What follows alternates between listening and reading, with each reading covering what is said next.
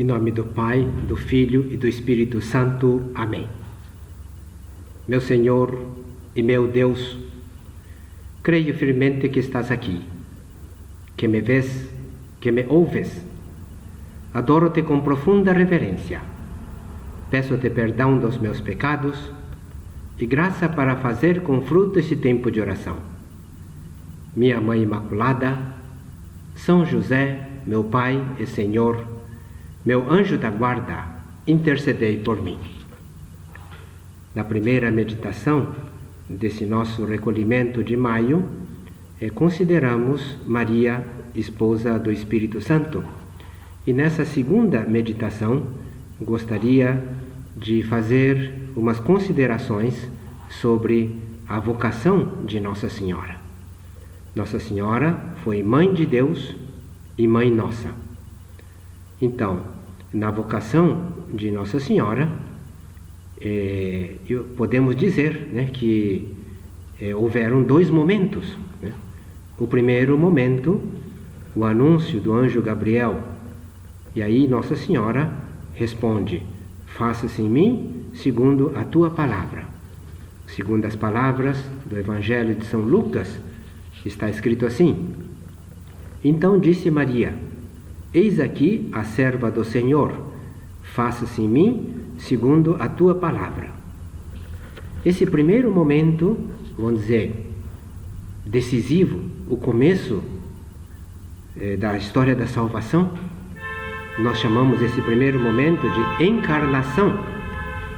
É o começo de toda a redenção do ser humano. Esse é o primeiro momento da vocação de Maria. Ela começa a ser mãe de Deus. E de certa forma, como é mãe de Deus, mãe de Jesus, começa a ser também mãe de todos nós, não é? Agora, existe um segundo momento em que esse fato de ser mãe de todos nós fica muito mais claro.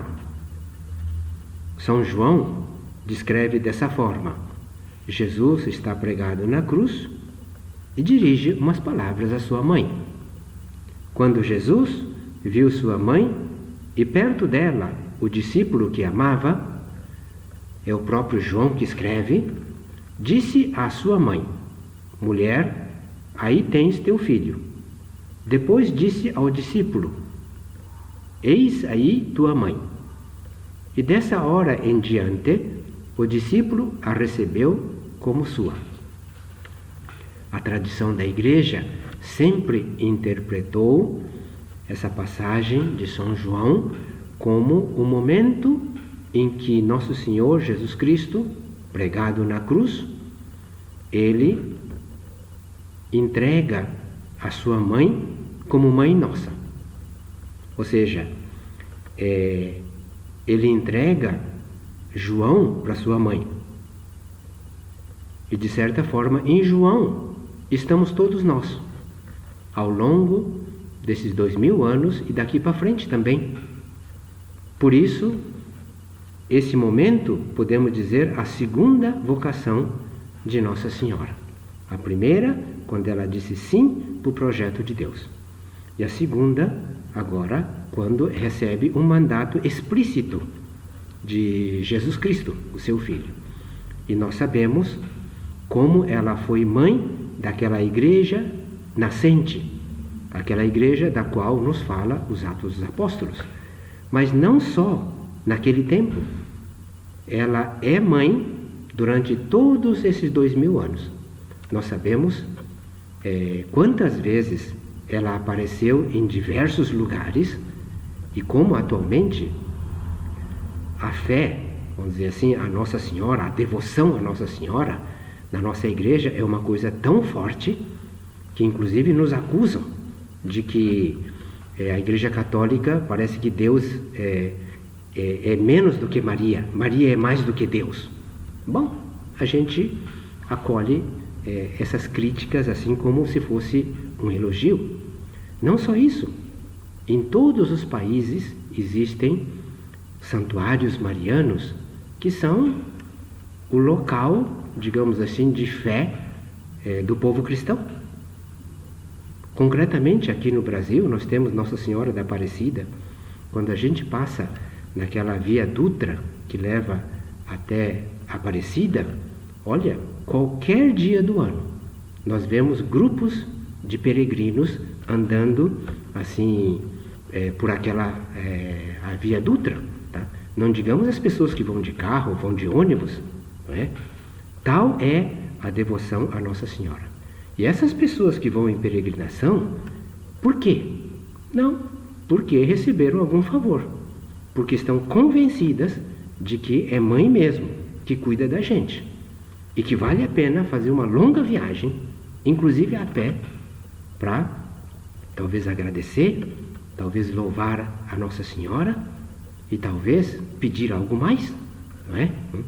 Então, dois momentos da vocação de Nossa Senhora. Primeiro, o anúncio do anjo.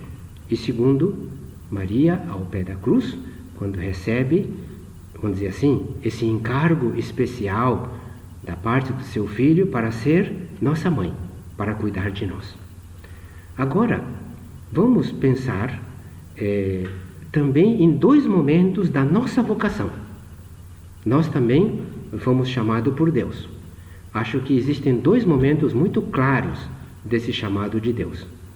O primeiro momento é quando nós fomos batizados. Muitos de vocês provavelmente foram batizados assim quando criança e nem se lembram disso. Mas enfim, através de seus pais, vocês ficaram sabendo. Então, pela fé de seus pais, vocês receberam esse batismo. E depois receberam a instrução como crianças, né, para a primeira comunhão, e depois o crisma, né? E um segundo momento, isso não a todos aconteceu, tem pessoas a quem ainda não aconteceu, tá? Mas é aquele momento em que a pessoa já é adulta, já tem uso de razão, e ela, vamos dizer assim, encontra Cristo, ou reencontra Cristo. Nós chamamos isso de conversão, tá? Uma pessoa que batizada assim de criança, mas quando chega lá aos 15 anos, quando chega aos 20 anos, ou mais tarde ainda, ela redescobre a sua fé. Ou descobre, talvez pela primeira vez, a sua verdadeira fé. Ou seja, até então, não sabia exatamente em que acreditava, né? Então, esse momento que, vamos dizer assim, parece que aquela mensagem de Cristo finalmente fica clara, tá? É o momento da conversão. Eu digo, esse é aquele momento segundo da vocação. Então, o primeiro é o batismo, o segundo, esse momento de conversão.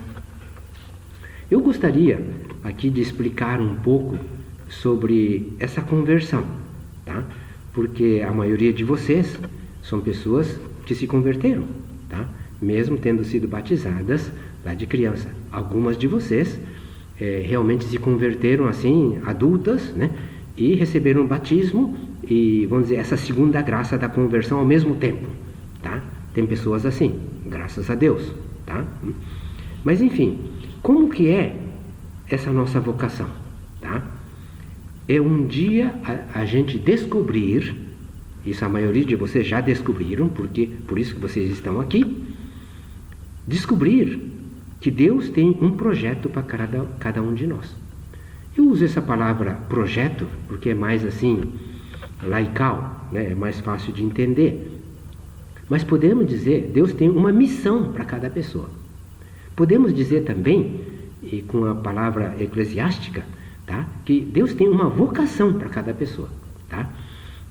A vocação não é só para padre e religiosos, existe uma vocação do leigo, tá? Então, muitas de vocês já enxergaram essa vocação, né? Então, num primeiro momento, nós ficamos sabendo que Deus tem um projeto, uma missão, tá? Uma vocação para cada pessoa. E quando nós vamos percebendo essa vocação, nós vamos mudando, tá? Olha, eu na direção espiritual, atendo muitas pessoas. E graças a Deus, talvez graças também a essa pandemia, tá? Muitas pessoas estão procurando Deus. E vêm me procurar, porque outras pessoas me apresentaram, dizendo: padre, olha, eu queria uma direção espiritual, eu queria uma orientação, tá? Para como levar a minha vida espiritual, tá? Normalmente, essas pessoas que chegam, vão dizer, humanamente falando, são pessoas realizadas, tá? Muitas vezes, eu digo assim, pessoas, empresários, né? Ou pessoas assim com bom emprego, casadas, com filhos, tá? Vamos dizer, a vida está feita, tá? Mas tem alguns vazios, tá? Esses vazios que fazem com que essas pessoas estejam um pouco inseguras, tá? Talvez muitas dúvidas. E de vez em quando, inclusive, medo do futuro, tá? Talvez não por si, mas também pelos filhos, pensando assim: puxa, mas daqui, não sei, 10 anos, 20 anos, esses meus filhos, como é que vão ser? Como que está o mundo aqui agora, né? Essa pandemia, outras coisas que podem aparecer, tá? Esse meu emprego, né? Bom, agora está bem, né? Mas e daqui 10 anos? E daqui 20 anos? Tem um certo medo, tá? E talvez algumas já tenham, inclusive, a experiência de ter procurado uma segurança em muitas outras coisas, mas não encontraram, tá? Então, de certa forma, sem saber exatamente, mas estão procurando uma segurança maior. E de certa forma estão desconfiando que essa segurança só vai ser encontrada em Deus. É por isso que procuram a direção espiritual, tá? E eu costumo acolher essas pessoas dizendo assim que, olha, vamos ouvir Deus, tá? Através da oração, e explico, ensino, acompanho o modo de fazer oração, como eu já falei na meditação anterior, né? E pouco a pouco essa pessoa vai ouvindo Deus e vai,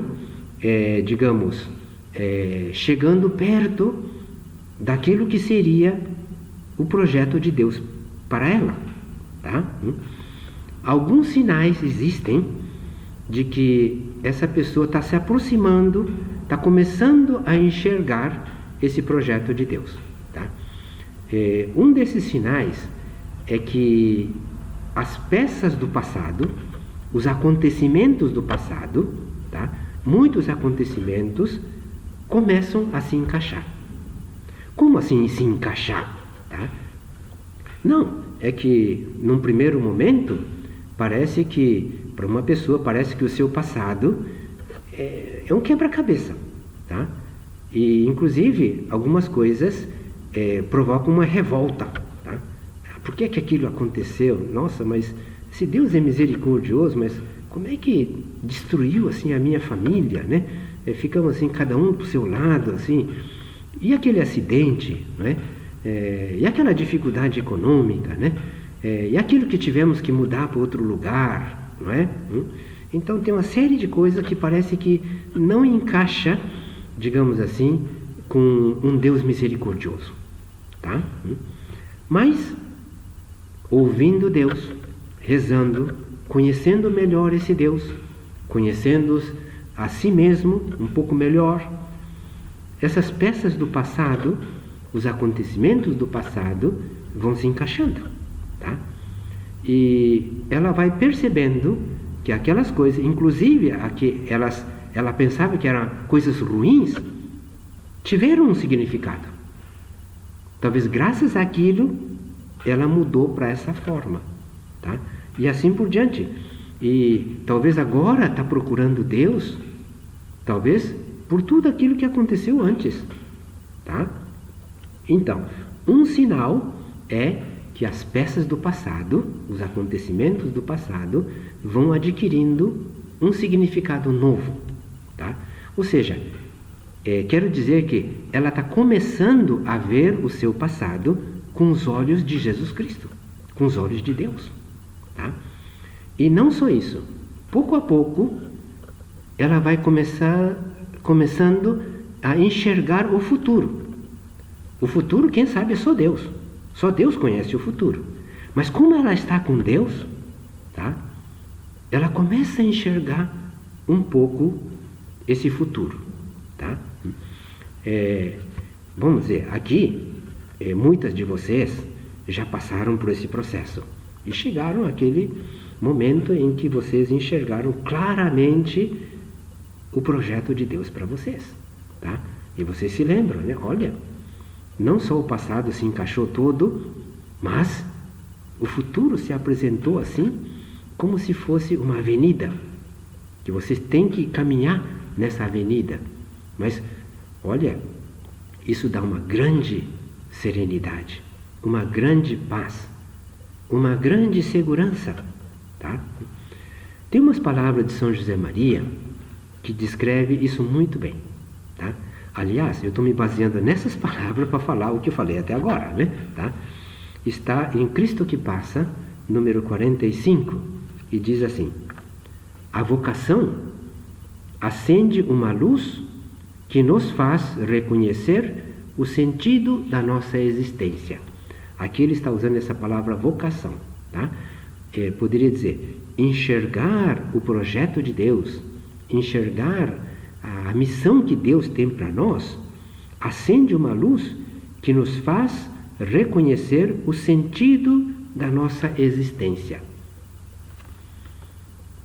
É convencermos-nos, sob o resplendor da fé, do porquê da nossa realidade terrena.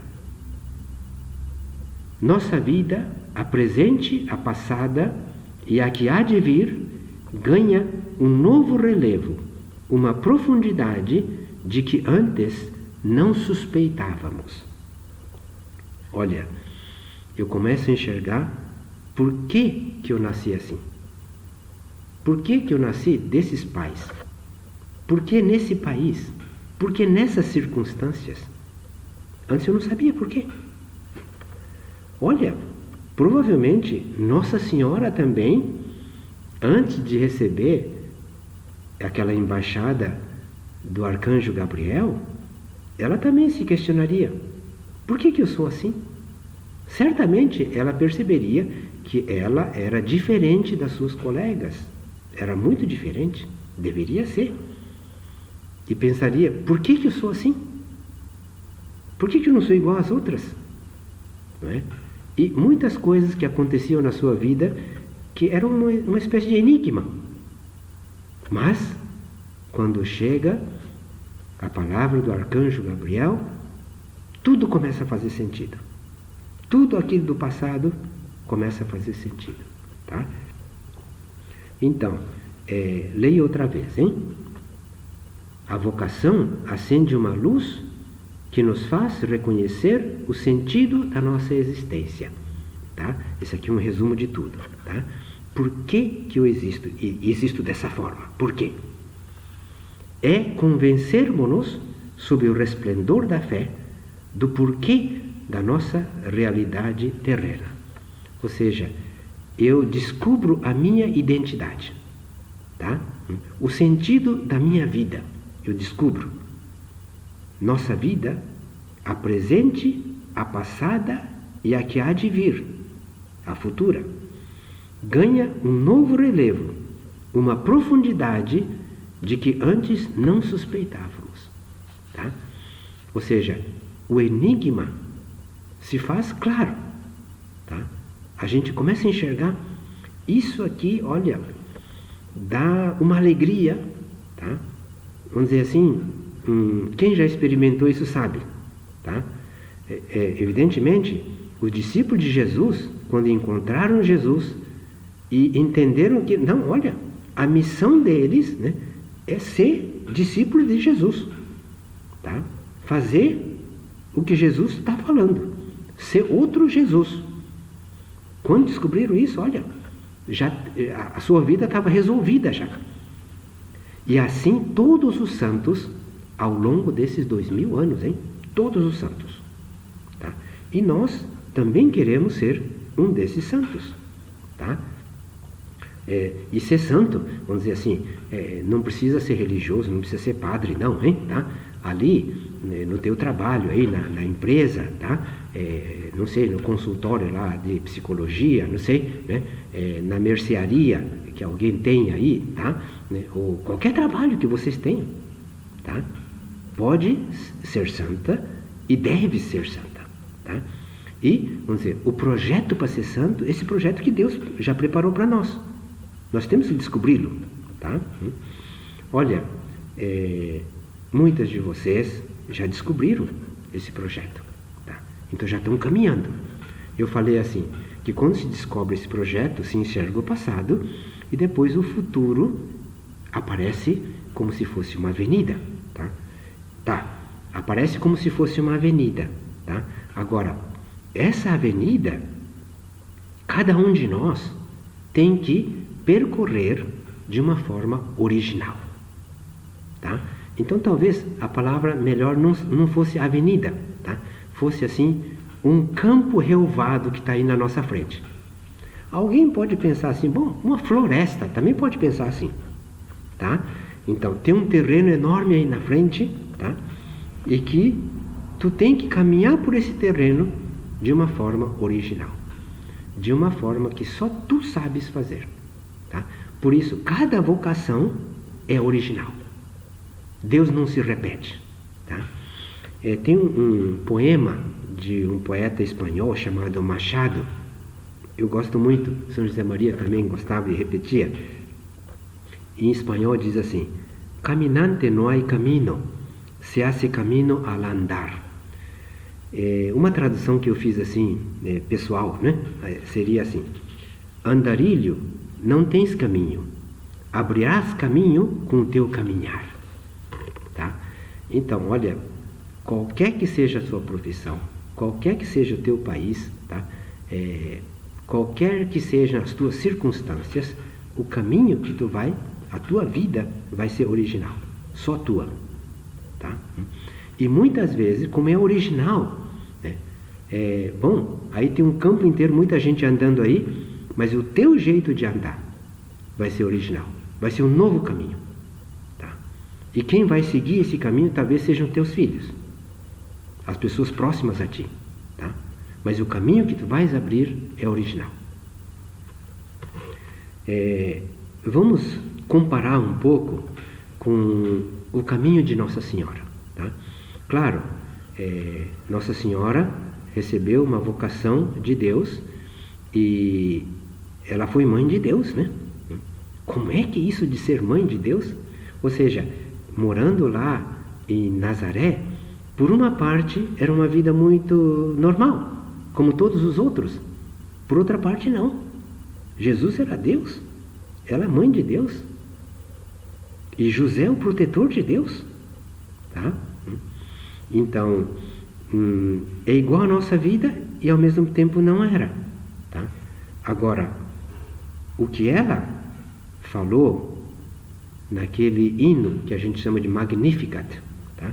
São aquelas palavras que ela pronunciou diante de sua prima Isabel, tá? Que diz assim, só vou dizer algumas frases, né? Tá? Me chamarão bem-aventurada todas as gerações. Por quê? Porque Deus olhou para a sua humildade, né? Então, me chamarão bem-aventuradas todas as gerações. Olha, não só naquele tempo que os discípulos de Jesus certamente a chamariam bem-aventuradas, mas ao longo desses 2000 anos, todas as pessoas que têm devoção a Maria. Bom, de certa forma podemos dizer assim que tem mais gente com devoção a Maria que com devoção a Jesus, tá? Claro, quem tem devoção a Maria tem devoção a Jesus, podemos dizer, tá? Mas não podemos recriminar aos protestantes, né, que nos acusavam, ainda acusam alguns de nós, né, de que somos mais Maria do que Jesus, tá? Bom, recebemos isso como se fosse um elogio, hein? Tá? E Maria estará contente com isso e Jesus também, tá? Mas te chamarão bem-aventurada todas as gerações.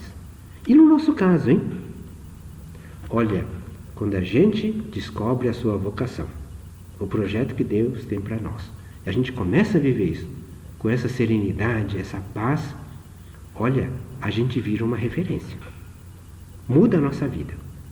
Eu digo isso porque eu acompanho as pessoas que encontram a sua vocação. Eu sou testemunha de como a vida dessas pessoas muda. Tá? Então, algumas delas chegam e falam assim, puxa, padre, olha, eu não sou nada. Mas tudo quanto é problema, dificuldade assim que aparece na família, nos parentes, né, as pessoas vêm me procurar. É que ela é uma referência. As pessoas enxergam. Falam, não, olha, a pessoa de confiança é ela. Não, precisa de rezar. Quem reza mais do que ela? Vamos lá, pedir para ela. Ah, precisa de um conselho? Não, a melhor é aquela pessoa. Tá? Olha, ser essa referência, de certa forma, é ser uma pessoa bem-aventurada. Tá? Todo mundo elogia, tá? Todo mundo confia nessa pessoa. Tá? E de certa forma, olha, quem quer ser santa, está seguindo Jesus Cristo, querendo ser outro Jesus Cristo, tá? Essa pessoa é chamada bem-aventurada por todas as pessoas. Tá? Conseguem, vamos dizer assim, um prestígio, uma autoridade, né? Que só os santos têm. Tá? Outra coisa que acontece para essa pessoa que segue Cristo. No Magnificat, Nossa Senhora fala assim, que Deus manifestou o poder do seu braço. Diz mais outras coisas concretas, assim, né? Tá? Derrubou os poderosos dos seus tronos, assim, né? E abençoou aqueles mais humildes, não é? Ou seja, Deus demonstrou sua força. Olha, quando a gente entra numa vida de oração, confia em Deus, de certa forma, a gente se torna onipotente, hein? Tá? Por quê? Não, porque eu estou com Deus. Eu não sou nada, mas Deus é tudo. Tá? Eu tenho uma parceria com Deus. É uma parceria muito desigual, tá? Porque eu sou quase nada, né? Eu sou 0,002%, né? E Deus é o resto. Então, é uma parceria desigual, mas é parceria. E não só isso. Essa parceria é de pai para filho. Eu sou filho de Deus. Tá? Então, eu sou todo poderoso. Quando eu tiver dificuldade, eu vou pedir para Deus. Ele vai me ouvir. E olha, quem já tem experiência de ter pedido para Deus e que Deus ouve, tá? Quem conseguiu esses milagres, tá? É todo poderoso. Tá? Então, ela vê continuamente na sua vida a manifestação desse poder do braço de Deus. Tá? Então, é muito bonito isso. Tá? É uma experiência real de vocês. Eu não estou falando uma coisa desconhecida de vocês. Tá? E uma terceira coisa que a gente experimenta nessa vida de vocação, tá? É o que aconteceu em Pentecostes. Tá? Uma das coisas que aconteceu em Pentecostes, quando desceu o Espírito Santo, como aquelas línguas de fogo em cima daqueles primeiros cristãos. Tá? Então, diz assim que uma das coisas, todos começaram a falar em línguas. Vinha gente de muitos países, né? E eles, de línguas diferentes, se entendiam entre eles. E os padres da igreja sempre interpretaram isso como que era como o contrário da Torre de Babel. Na Torre de Babel, Deus mudou as línguas das pessoas e fez com que elas, uma não entendesse a outra. E por isso se espalharam. E Pentecostes é o contrário. Tá? Pessoas de línguas diferentes aproximam ali e se entendem. Tá? Olha, eu estou dizendo que quando a gente está com Deus, vive essa vocação para a qual Deus nos chamou, a gente começa a falar em línguas. Eu não estou falando assim que começa a falar alemão e inglês, sei lá, outras línguas aí, né? Eu estou falando, a gente começa a falar de uma forma que a gente se compreende, tá? Com todos, se entende com todos, tá?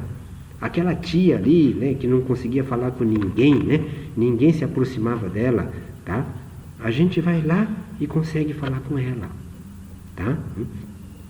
Olha, talvez antes de encontrar essa nossa vocação, né, a gente era que nem outras pessoas, né, que estava junto com aquele grupinho de gente que se entendia e se afastava das outras, né? E esse grupo se entendia, de vez em quando também se quebrava em 2, 3, assim também, não é? E a gente ia ter que buscar outro grupo, tá? Agora não. Agora a gente se entende com todos. Todos são os nossos irmãos. Mesmo aquelas pessoas que não gostam de nós. Talvez nos odeiam, talvez. Mas da nossa parte não, tá? A gente entende com todos. Bom, já estou passando do tempo, né? Então vou ter que terminar, tá?